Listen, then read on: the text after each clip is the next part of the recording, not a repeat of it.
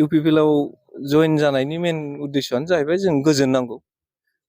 दिनै इउपिपिएला गोजोन थासारिखौ बिथा खालामनानै जि खामानि मावदों बिनि सायाव सोनारनानै जोंनि जेसेबां केडार्सफोर दंमोन एनएलएफबि एक्स एनएलएफबि हिसाबै बिथांमोन साफ्रोमबो जों गोजोनखौ बिथा खालामनानै इउपिपिएलाव जइन जानो थाखाय दिनै 200निबो बारा चिरां आरो क'क्राझार बे मोननै डिस्ट्रिक्टनि जों दिनै ज'है इउपिपिएलाव जइन जानो थाखाय आवगायबोदों। गतिके मेन उद्देश्यआनो जोंहा बेनो जे जों गोजोन नांगौ। गोजोनखौ जिहेतु इउपिपिएल हान्जाया लाबोदों बेबायदि हिसाबै गोजोनखौ लुबैनानै इउपिपिएल हान्जायाव जइन जानो फैदों आरो गोबां मानसिफोरा जे जायफ्रा गोजोन फैयाखै होननानै बुंदों बिथांमोना गोजोन थासारिखौ लुबैया। बे हिसाबै बिथांमोना गोजोनखौ लुबैयो हिसाबै गोजोन फैयाखै होननानै बिथांमोना बेखिनिखौ बुंदों जानो हागौ। खिन्थु जोंनि नुनायाव रायजो राजानि नुनायाव जथेस्थ' गोजोना फैदों। मानो होनबा गोदोनि परिबेसखौ नोंथांमोना नाहरोब्ला जोंनि गेजेराव बुथारलायनाय गावलायनाय गावजों गाव बिदा फंबाय थैलायनायानो जोबनो गैयामोन। दिनै इउपिपिएल सरकार फैनाय लोगो लोगो दिनै गोजोना फैदों होनना जों बयबो रायजो राजाया मिथियो आरो बे रोखा जानानै दं। मानो होनब्ला बिपिएफ सरकार थानाय समावहा जोंनि गेजेराव खालि गावजों गाव बुथारलायनाय गावजों गाव होसोलायनाय बेल'थारसोमोन। दिनै नोंथांमोनाथ' नुदों रावबो दिनैनि नैबे समावहा गावजों गाव बिदा फंबाय थैलायनायाबो गैया जानानै दं। बेफोरनो गोजोन। आरो बे गोजोनखौ लाबोदों होनबा इउपिपिएल सरकारानो लाबोदों। दा बेखायनो जों गोदोनि थांनाय हिस्ट'रिखौ नाहरोब्ला जों नुनो मोनो। जों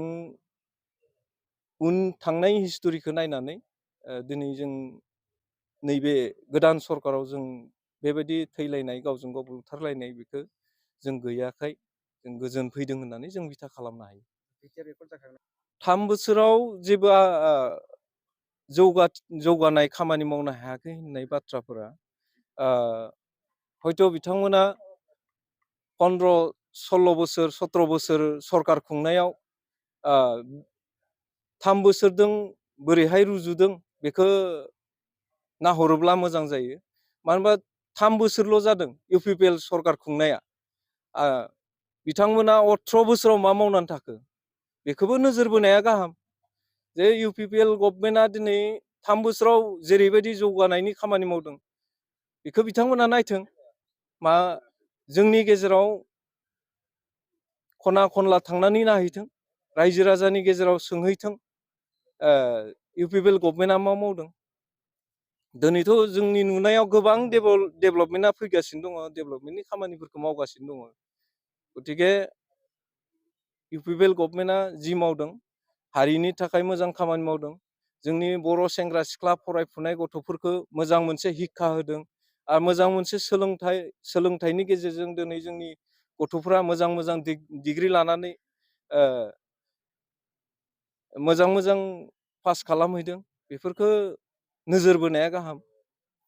दा थांनाय सरकारावथ' जेबो बिथांखि लानो हायाखै, थांखि लानो हायाखै।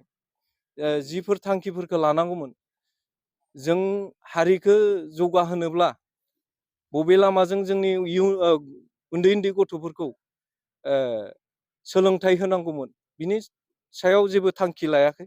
बिनि थाखाय दिनै इउपिपिएल गभर्नमेन्टआ जिबायदि थांखि लादों दा बेखौ जों बुंलायनो नाङा, बयबो बर' रायजो राजाया नुगासिनो दङ। बेखाय आं सानो इउपिपिएल हान्जाया दिनैनि डेटआव मोजां मोनसे पदक्षेप लादों। बिनिखायनो गोबां मानसिफ्रा दिनै लोब लोब जइन जाबोगासिनो दङ।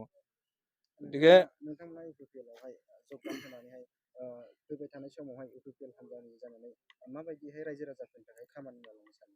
दा पार्टि हिसाबै पार्टिनि खामानि मावनांगोन। इउपिपिएल हान्जायाव जइन जानाय लोगो लोगो इउपिपिएल हान्जानि बा पलिटिकेल हान्जानि थाखाय जों खामानि मावनांगोन आरो खामानि मावलांनांगोन। जेब्ला आर्म स्ट्रागल खालामदोंमोन बेयाव इसेल' मानसिजों स्ट्रागल खालामदोंमोन। एबारथ' गोबां रायजो राजाखौ मोनबाय बा गोबां लोगो मोनबाय। जोंनि बोलो, जोंनि सिन्था धारनाफोरखौबो जों गुवारसिन खालामनानै जों खामानि मावलांगोन आरो